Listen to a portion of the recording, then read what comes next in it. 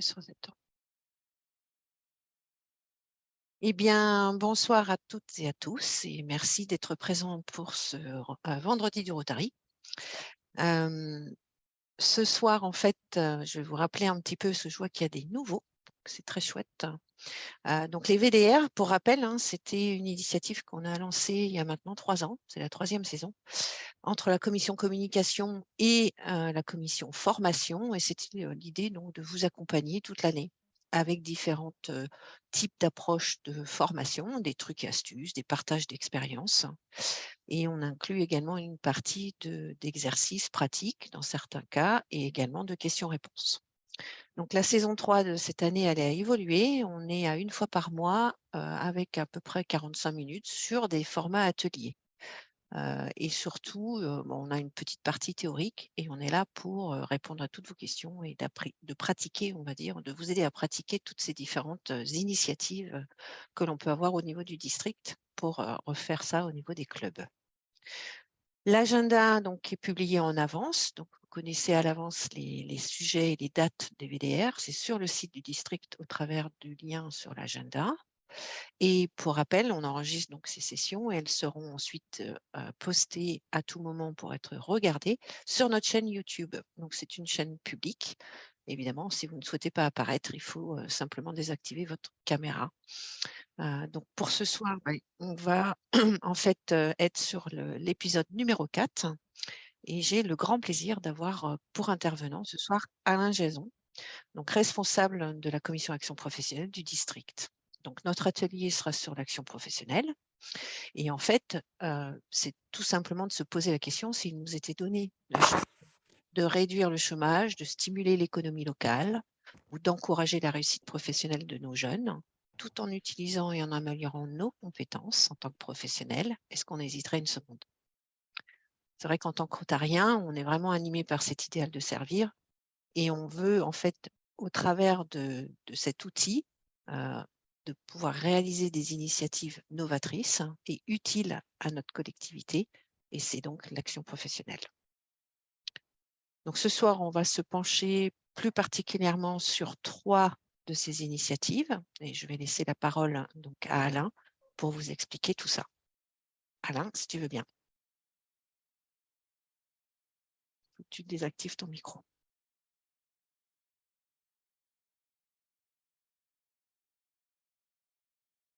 Et donc, vous m'entendez là?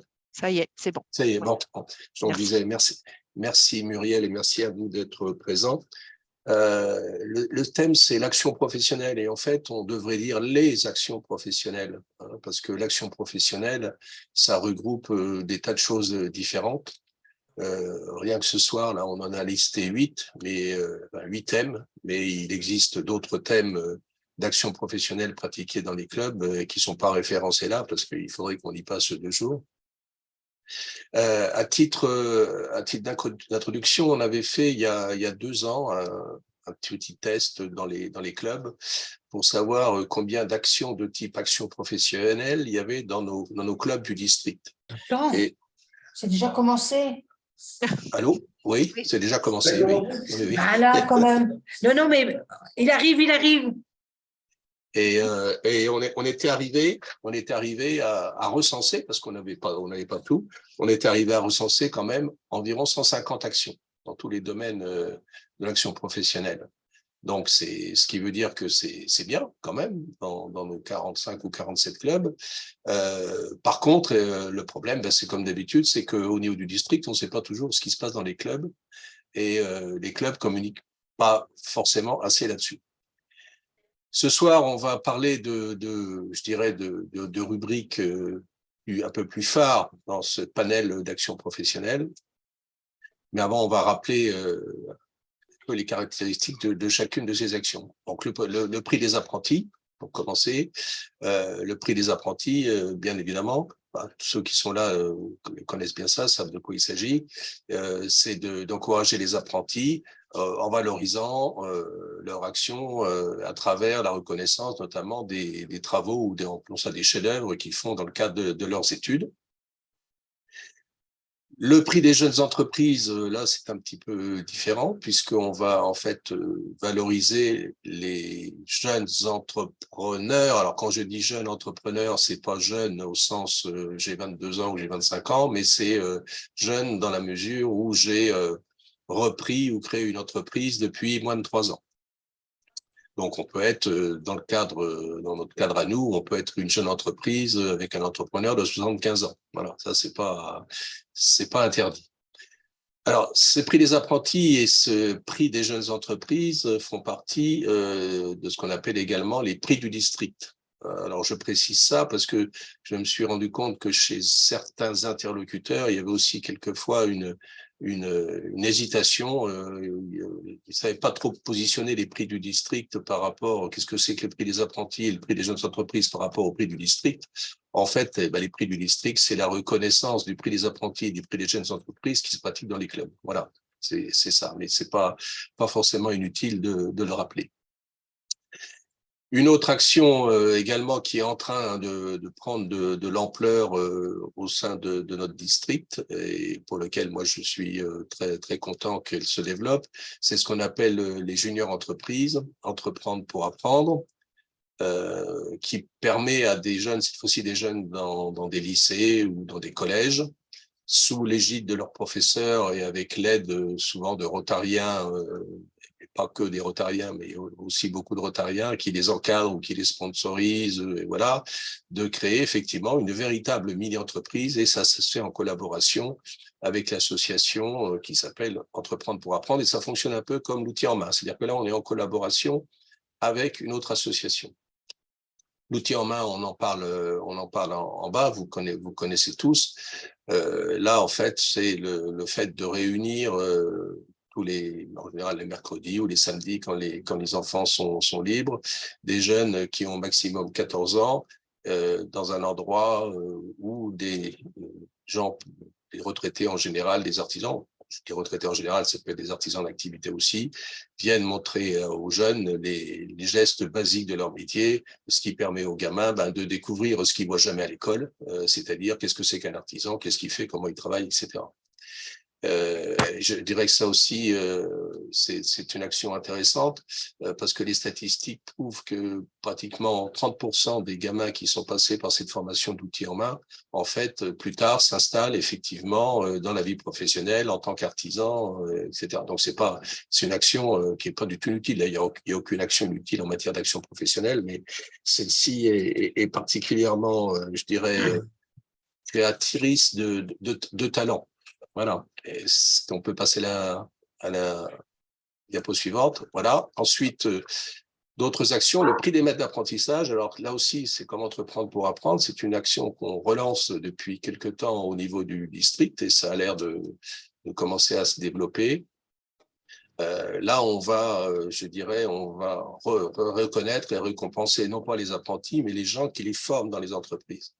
Parce qu'on s'aperçoit en fait que ces salariés, qui sont bien souvent des salariés ou des chefs d'entreprise, qui consacrent du temps à former des jeunes, je dirais à les former techniquement, puis aussi bien souvent socialement et en matière éducationnelle, eh ben, il n'y a pas grand monde qui leur dit merci. Hein. Donc, le prix des maîtres d'apprentissage, eh ben, il sert aussi à ça, c'est-à-dire à reconnaître la valeur et les mérites des gens qui se consacrent à l'apprentissage de ces jeunes. Ensuite, des choses peut-être un petit peu moins répandues dans notre district, mais qui ont leur intérêt. Le prix de l'éthique professionnelle, alors ça, c'est un petit peu particulier. Ça s'adresse à des gens qui ont un bac+3 ou au moins un bac+3 ou qui sont doctorants et qui doivent réaliser un essai sur l'éthique.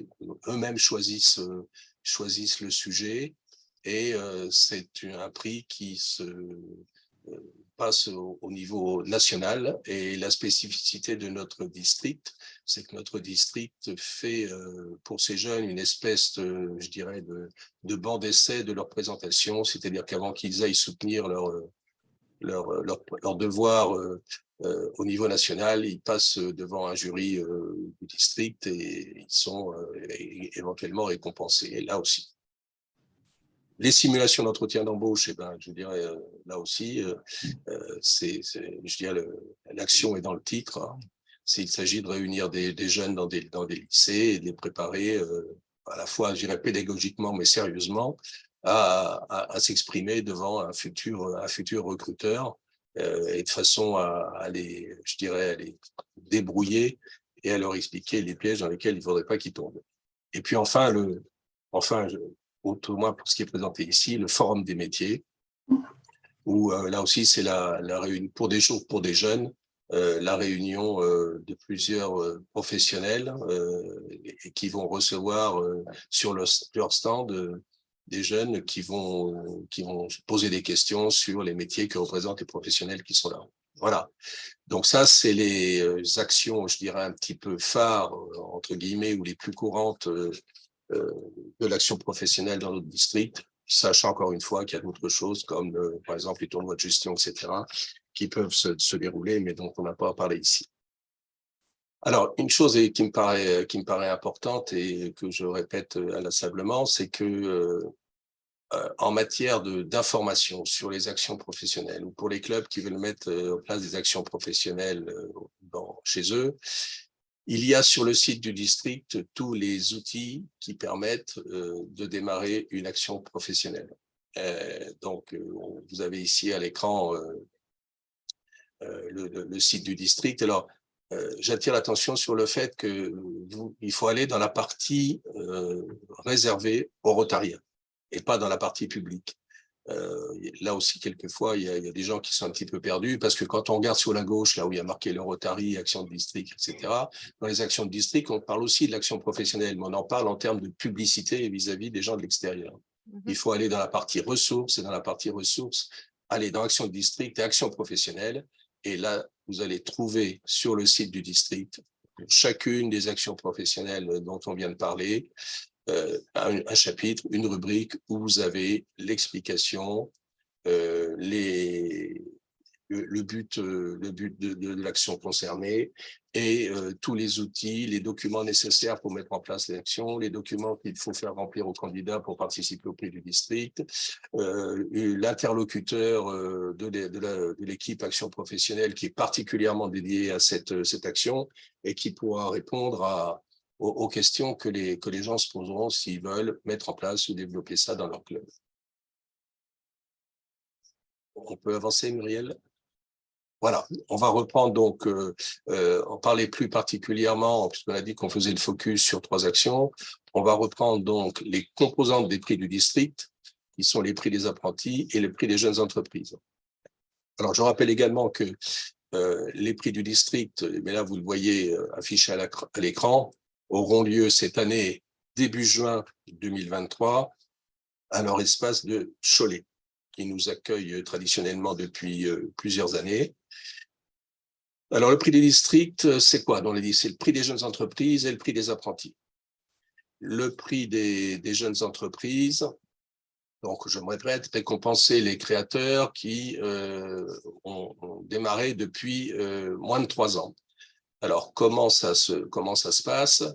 En fait, les clubs identifient dans leur zone de chalandise, si je puis m'exprimer ainsi, des gens qui pourraient éventuellement participer à ces prix du district et vont en faire la promotion et vont aider ces jeunes créateurs à s'inscrire au prix du district. Alors, quand je dis qu'ils les aident à s'inscrire, c'est que d'une part, c'est pas obligatoire comme pour le prix des apprentis, mais c'est quand même très fortement recommandé, déjà de les recevoir dans les clubs, que dans les clubs, ils exposent leurs projets, que les clubs jugent effectivement si le projet est valable et si ça vaut le coup de les envoyer au prix du district et les aider à remplir les fiches de candidature qui seront ensuite renvoyées. En fait, cette année, c'est toujours Jean-Robert Lecomte finalement qui va s'en occuper. Jean-Robert Lecomte, pour ceux qui le connaissent pas, c'est le monsieur qui avait des moustaches, qui a toujours les moustaches d'ailleurs, qui était facilement identifiable, était l'ancien responsable de l'action professionnelle, qui souhaitait lever un peu le pied, puis qui finalement a bien voulu cette année continuer à donner un coup de main au niveau d'organisation. Et je le remercie parce que c'est pas une petite affaire quand même d'organiser tout ça. Donc, il faut que les jeunes entrepreneurs, donc après être passés par les clubs, renvoient leur dossier. Alors, il y a une fiche d'inscription, bien sûr, auprès du district, et il y a un dossier à monter. Mais encore une fois, tout est sur le site du district. Vous avez même l'explication, la trame pour monter le dossier. Et puis, bien entendu, que ce soit moi ou Jean-Robert Lecomte, etc., dont on sera à votre disposition, à disposition des clubs pour expliquer comment il faut monter ça. En ce qui concerne le prix des apprentis, là, c'est un petit peu différent parce que, contrairement aux jeunes entreprises, on exige de la part des clubs un petit peu plus de travail, entre guillemets, ou de rigueur. C'est-à-dire que les apprentis qui vont concourir au prix du district seront obligatoirement déjà auditionnés dans les clubs.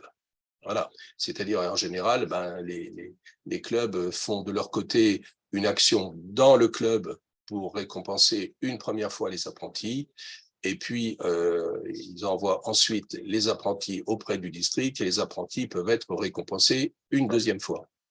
Alors là aussi, on demande au club d'être particulièrement vigilant sur une bonne rédaction de la fiche de candidature, sur le fait que les jeunes viennent avec un dossier de présentation, alors qui est un peu moins lourd, ou sur lequel on est un peu moins exigeant que pour les jeunes entrepreneurs, mais enfin qu'ils expliquent bien ce qu'ils ont fait, combien de temps ils ont passé, comment ils ont procédé, sans trop rentrer dans les détails, et qu'ils amènent, entre guillemets, leur création le jour des prix du district, et ces créations seront exposées dans le hall de leur espace à Cholet, et ils prendront leur création pour venir devant les jurys pour expliquer et défendre leur dossier. Alors, comment ça se passe en général? L'audition, soit pour les jeunes entreprises ou pour les prix des apprentis, le passage devant le jury, alors un jury qui est bienveillant, bien entendu, bienveillant, mais quand même professionnel et sérieux, ça dure une demi-heure. Les jeunes s'expriment pendant une vingtaine de minutes, et puis après, le jury pose des questions, et on a une feuille de notation commune à tous les candidats, et à la fin, on décide effectivement qui est le gagnant, qui est le perdant. Enfin, le perdant, il n'y a pas de perdant s'ils sont tous venus, parce qu'ils ont tous passé une bonne après-midi ou une bonne matinée. Et les prix sont remis ensuite dans l'amphithéâtre de leur espace de Cholet. Et vous voyez, alors je vous ai mis ici une photo, c'était la remise des prix à Cholet l'année dernière. Alors là, il y a les apprentis, il y a peut-être aussi un ou deux jeunes entrepreneurs. Et si vous regardez bien la photo, vous noterez quelque chose, c'est qu'à une ou deux exceptions près, ils ont tous le sourire. Voilà. Hein, donc, ça doit être que ça se passe pas si mal que ça. En général, c'est une action qui est bien appréciée par les gens qui viennent. Alors, il y a aussi des apprentis qui viennent avec leurs parents, bien sûr. Et après la remise des prix dans l'amphithéâtre, on a également une restauration en commun dans les locaux de leur espace, ce qui permet de créer encore un petit peu plus de contact. Alors, je précise aussi que ce que nous recommandons aux candidats et aux clubs avant qu'ils envoient les candidats, c'est également de regarder sur le site du district le reportage qu'avait fait Pascal Tensorier il y a 2 ans maintenant, je crois, Pascal, hein, c'est ça, et qui est, je dirais, un bon incitateur qui donne bien envie de venir. Si on a qu'à moitié envie de venir, je veux dire, quand on a regardé le reportage, on a bien envie de venir tout court. Voilà, donc c'est aussi, je dirais, une bonne façon de débroussailler les choses pour les gens ou les rotariens qui seraient peut-être un petit peu hésitants. Voilà. Alors, on avait... on a fait des statistiques sur la participation des clubs à ces prix du district. On a en moyenne une quinzaine de clubs qui envoient des candidats, soit en tant qu'entrepreneurs, soit en tant qu'apprentis. Certains d'ailleurs envoient plusieurs candidats, sachant quand même que le règlement limite à 2 candidats par club. Voilà. Mais je dirais qu'on peut certainement encore mieux faire si on continue de promouvoir ces actions auprès des clubs, parce que sur sur 45 clubs, on a un tiers qui participe. On peut sans doute faire mieux avec une bonne communication. Voilà. Est-ce qu'il y a des questions déjà à ce niveau-là? Alors, vos micros sont coupés, juste pour rappel. Si vous avez une question, vous pouvez le désactiver. Oui. Quel est le montant des prix cette année? J'avais noté 700, 500 et 300 euros. Oui, c'est cet ordre-là. Alors, c'est pas forcément toujours la même somme tous les ans, parce que ça dépend un petit peu du budget, mais c'est de cet ordre-là pour les apprentis, et c'est un peu plus pour les jeunes entreprises. Pour les jeunes entreprises, le premier prix est de l'ordre de 1 000 euros, et le deuxième prix est de l'ordre de 700 euros. Voilà. Oui, donc on peut leur annoncer, parce qu'ils posent la question, par jury, ce sera par jury, 700 euros. Alors, il faut faire attention quand même, parce que le jury a une somme globale à distribuer. Hein, et ce qu'on vient de dire, là, c'est à trame. Mais si le jury décide, par exemple, qu'il y a 2 candidats qui sont vraiment très bons et qu'ils n'arrivent pas à départager, ils peuvent fort bien dire qu'il n'y a pas de deuxième et de troisième, mais qu'il y a 2 deuxièmes, et au lieu de donner 500 euros à l'un et au deuxième et 300 au troisième, ils peuvent donner peut-être 400 aux 2. Voilà. Hein. Donc, faut pas trop s'avancer à l'avance sur on peut donner une fourchette, un ordre d'idée, mais il faut pas trop s'avancer, quoi. Hein. Voilà.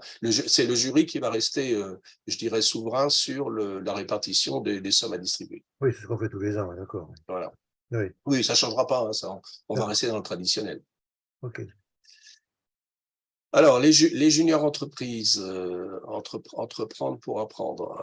Alors, c'est ce que je vous expliquais tout à l'heure. Donc là, ça se fait en collaboration avec l'association EPA, Entreprendre pour apprendre. Je vous ai dit que ça fonctionnait un peu comme l'outil en main. C'est un peu le même esprit.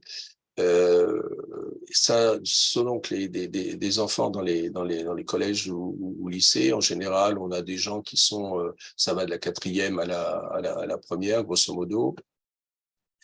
Et Entreprendre pour apprendre, c'est la filiale française d'une association qui s'appelle GA Worldwide, donc une association internationale qui a plus de 100 ans d'existence, qui duplique cette action dans des tas de pays différents.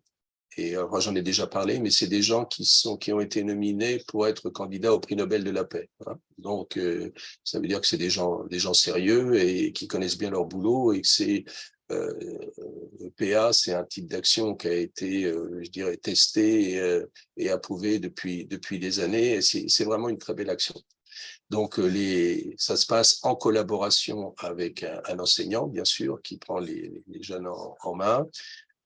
En EPA, je dirais, les encadre, les aide à monter leur mini-entreprise, c'est-à-dire que au départ, on fait des petites simulations d'entretien d'embauche, ils font vraiment une petite entreprise, et on leur compte en banque, ils doivent aller chercher des sponsors pour financer leur projet, définir leur projet, voilà. Les Rotariens interviennent là-dedans à la fois comme, je dirais,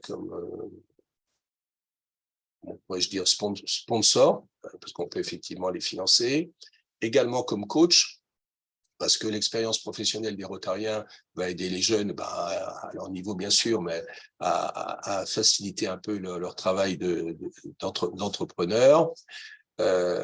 En général, ils font, une fois qu'ils ont défini leur projet, qu'ils ont fait des prototypes, ils participent à un pré-salon des ventes, alors qu'il y a lieu, par exemple, à La Roche-sur-Yon, c'est dans la galerie commerciale d'un grand centre commercial. À Nantes, ça doit être un peu la même chose. Et ils viennent là présenter au public, et ils se frottent à la réalité du terrain. Et là, il y a également des Rotariens qui interviennent comme clients mystères et qui vont regarder comment se comportent les jeunes, etc. Et pendant cette présentation, chaque équipe passe également devant un jury composé à la fois de Rotariens mais de non-Rotariens. Et là aussi, dans les clubs, on peut inviter les gens à venir participer à ça. Et les jeunes vont pitcher, défendre leur projet, se tester pour participer finalement, en général en fin d'année, c'est en mois de mai ou au mois de juin, à un grand salon interrégional qui regroupe toutes les entreprises EPA de la région Pays de Loire. Et cette année, donc, elle sera lieu au Mans au mois de mai, Voilà.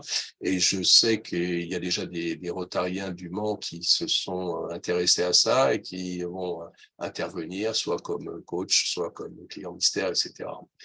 Et depuis peu, Entreprendre pour apprendre s'est doté d'un représentant Entreprendre pour apprendre par département. Donc voilà, c'est quelque chose qui monte en puissance. Et moi, c'est une action que j'aime beaucoup parce qu'elle est très bien, soit pour des clubs qui veulent démarrer une action professionnelle qui est sans sens, qui est pas trop contraignante, soit pour dans les clubs qui sont déjà frottés à l'action professionnelle. Pour des jeunes Rotariens qui viennent de rentrer, c'est aussi une façon de découvrir l'action professionnelle sans que ça demande beaucoup de temps, sans que ça demande beaucoup de moyens, mais avec des retours vraiment intéressants de la part de ces gamins qu'on voit progresser, je dirais, d'une façon assez spectaculaire entre le début de leur projet et la fin. Voilà. Alors, peut-être regarder la vidéo, Muriel. C'est ce que j'allais te poser, la question. Est-ce que tu veux que je lance la vidéo? Okay. Ben, lance la vidéo, oui, on peut regarder la vidéo. Ça marche, on y va.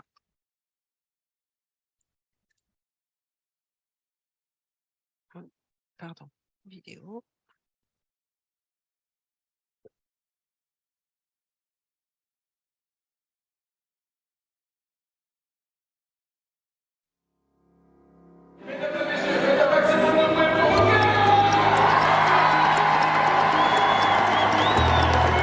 Cette édition, c'est la 8e pour Entreprendre pour apprendre Pays de la Loire, mais elle marque le 100e anniversaire de l'organisation dans le monde. C'était il y a 100 ans. Et encore aujourd'hui, son idée est restée. Tout comme peut-être votre idée va rester aussi.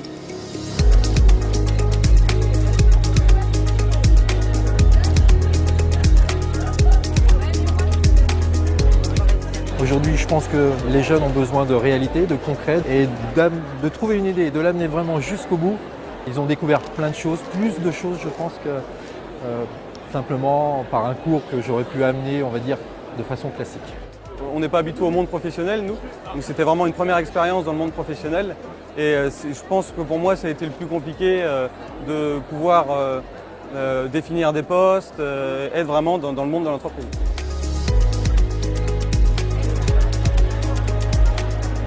Ça m'a aidé à développer mes capacités à l'oral. Parler comme d'une entreprise, c'est important, ça apporte un plus sur le CV. Ça fait toujours une bonne expérience et enrichissante. Pour nous, ce qui est hyper intéressant, c'est vraiment de se former sur la création d'entreprises, avoir les différents secteurs. On a choisi un projet qui ne nous met pas en avant dans nos métiers parce qu'on a tous des métiers artisanaux, mais plus nous mettre en difficulté pour vraiment apprendre le fonctionnement de l'entreprise et développer un projet en commun avec une équipe d'une quinzaine de personnes. Alors, je suis toujours très agréablement surpris de voir la capacité des jeunes à aller dans les ressources humaines, dans le management. Souvent, quand on leur dit quelles sont les difficultés au sein de l'entreprise, c'est souvent l'humain, mais ce qui est le plus riche, c'est également l'humain. Donc ce sont des personnes qui apportent une pureté pour nous en tant qu'entrepreneurs. Pour moi, c'est une découverte totale. Nous, quand nous avons créé notre entreprise il y a 20 ans, il n'y avait pas, ou du moins ça n'existait pas. Donc on va leur donner une chance d'un encadrement, de parrain, marraine. Hello, I'm Simon Co. Je dirais que c'est important en fait de pouvoir rapidement montrer que le fait de mettre des jeunes en démarche, le fait de les responsabiliser et de leur ouvrir tout de suite les portes à l'entrepreneuriat, ça porte ses fruits.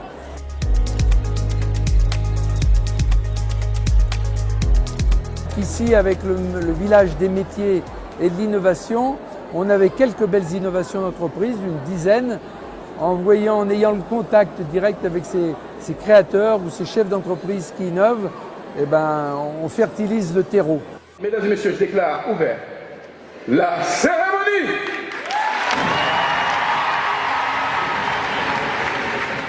Entreprendre le monde de l'entreprise pour apprendre le monde de l'éducation. Deux complémentarités qui doivent vous permettre de rebondir les uns et les autres dans ce que vous avez envie de faire, quelles que soient vos ambitions. Alors je veux vous encourager.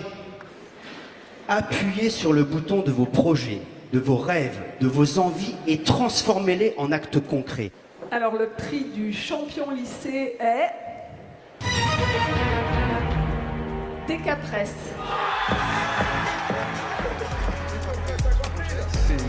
une expérience vraiment incroyable, du début à la fin. Donc un gros coup de cœur à vous. Vraiment, vous avez vraiment tous des beaux projets. Bravo à vous.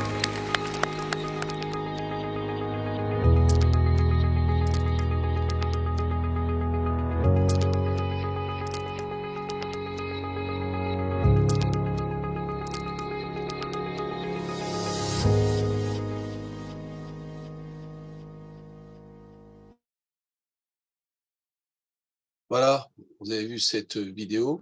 Je dirais l'avantage aussi de cette action, c'est que ça permet aux Rotary de se faire connaître par l'éducation nationale, par des assureurs, par des banques, par des gens des collectivités locales, etc. Donc, je dirais en termes de notoriété de nos actions et de notre club, c'est pas si mal que ça. Voilà. Superbe. On va passer maintenant au prix des maîtres d'apprentissage. Voilà, le prix des maîtres d'apprentissage. Alors, je vous disais que c'est un peu le pendant du prix des apprentis. Et là, on va mettre en valeur les formateurs. Alors, comment ça se passe? En général, le mieux, c'est de se mettre en relation avec un centre de formation, par exemple, qui sait très bien ce qui se passe dans les entreprises, etc., et qui va nous fournir une liste d'entreprises où il y aurait éventuellement des formateurs qui pourraient être intéressés par ça. Alors, ce qu'on demande aux formateurs, bien sûr, c'est de transmettre leur technique, mais surtout, on est attentif je dirais, à leur, entre guillemets, leurs valeurs pédagogiques, leur méthode d'enseignement, etc. Et voilà. Et comment ça se passe, en fait, quand le centre de formation nous a fourni une liste d'entreprises qui sont déclarées d'accord pour qu'un de leurs salariés participe à ça. Donc, un rotarien et un non-rotarien, on essaye de mixer en général, vont se rendre dans l'entreprise pendant une demi-heure, trois quarts d'heure, rencontrer le candidat et vont déjà prendre un certain nombre de notes sur la façon dont il s'y prend, sur ce qu'il fait, comment il fait évoluer le jeune, est-ce qu'il tient compte des contraintes familiales, etc. Parce que on se rend compte dans la réalité qu'aujourd'hui, le travail des formateurs en entreprise, en dehors de la partie technique, c'est aussi bien souvent, je dirais, une grosse partie éducative et d'apprendre aux jeunes, ne serait-ce que peut-être des fois à dire bonjour, à arriver à l'heure, à respecter ce qu'on fait, etc. Donc, il y a aussi un gros travail d'encadrement social et qui est de plus en plus fréquent, malheureusement, je dirais. Enfin bon, au moins, il est fait à ce niveau-là.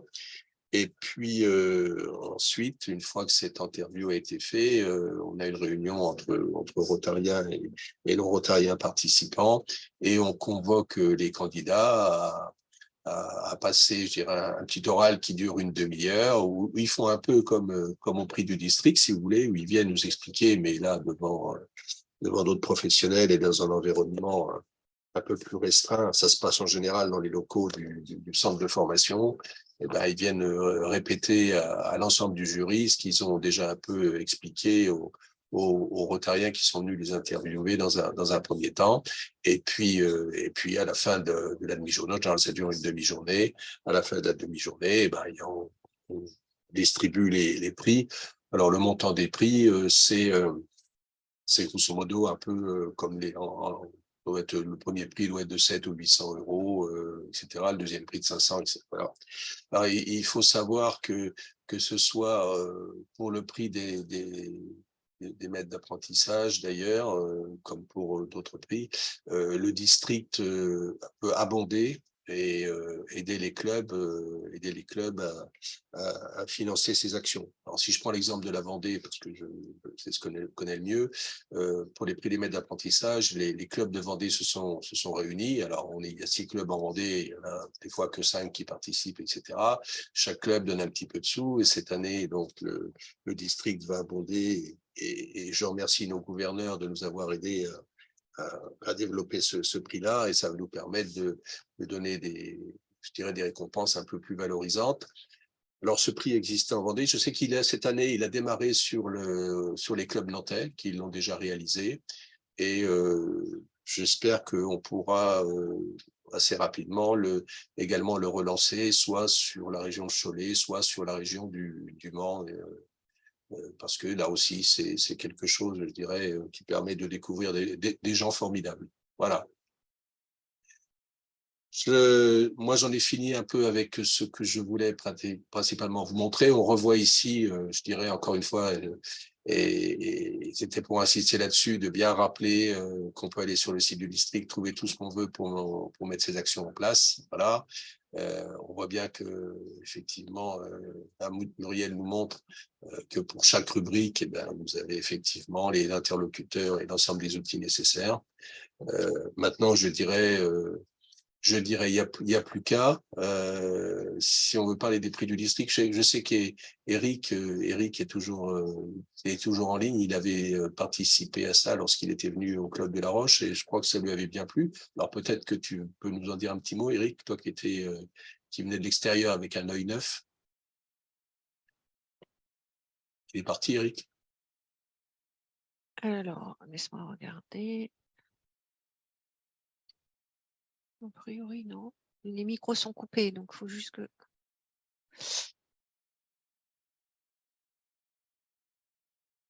Je le vois plus sur la liste. Il a dû... Ouais, il a dû s'absenter, partir. Donc, il avait quand il était gouverneur, il avait découvert cette action-là. Et je sais que ça l'avait assez emballé de voir un peu je dirais, la motivation de ces gens-là. Voilà. Moi, je vous ai dit à peu près tout ce que je pensais pouvoir vous dire sur ces actions un peu phares, sachant bien sûr qu'il faut surtout pas oublier les autres. Je vais dire, puisqu'il nous reste 3-4 minutes, je vais dire également un petit mot d'action que vous connaissez tous et qui s'appelle l'outil en main. Et là aussi,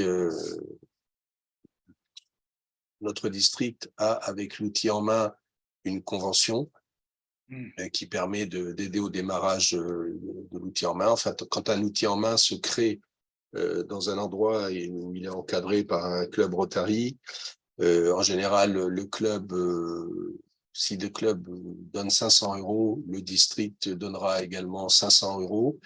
Alors, le district 500 € maximum. Hein. Si le club donne 300, le district nous donnerait 300. Mais voilà.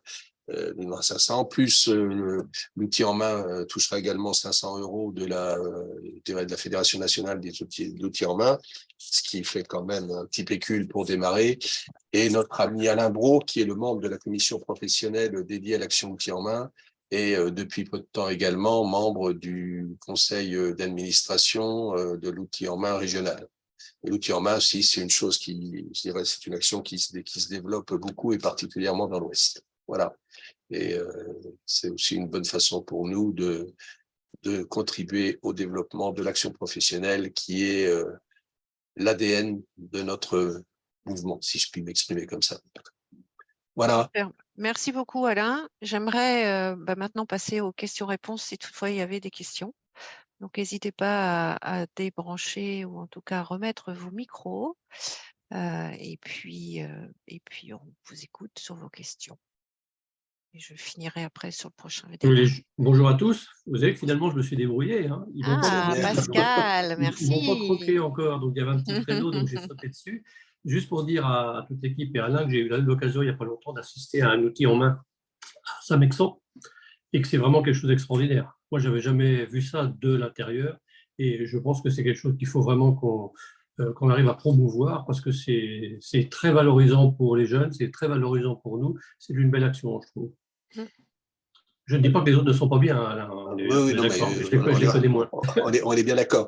Peut-être un petit reproche qu'on peut se faire à nous-mêmes au niveau du Rotary, c'est qu'on insiste certainement pas assez, nous, au district, auprès des clubs et les clubs auprès de nos partenaires, que ce soit l'outil en main ou EPA pour apprendre, pour qu'on se fasse mieux connaître, pour faire notre promotion, qu'on dise mieux qu'on les a aidés, etc. Parce que bon, on est très content de les aider, ils sont très contents d'empocher notre argent, mais après, bon, si on force pas, ils vont avoir tendance un peu de nous oublier en termes de com. Donc c'est là aussi où nous, il faut qu'on soit un peu plus performants. Tout à fait. D'autres questions?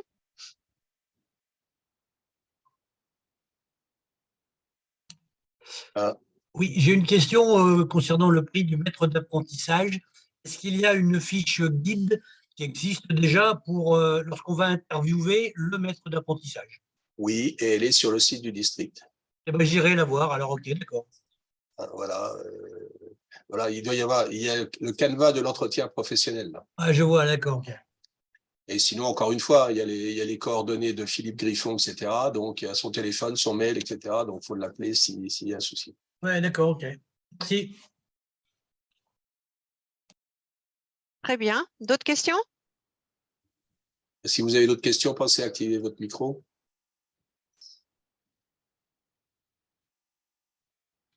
« 44. Je prends la dernière minute. Merci, merci, merci beaucoup, Alain, pour tout ça. Merci de votre Et attention. je souhaiterais également annoncer le prochain VDR dans un mois, donc le 14 avril, et j'aurai le plaisir d'accueillir l'équipe sur les actions jeunesse. Donc, n'hésitez pas à noter ça dès aujourd'hui, même si c'est déjà inscrit dans l'agenda sur le site du Rotary du district. Merci à tous encore pour votre participation et puis à très bientôt. À demain pour ça.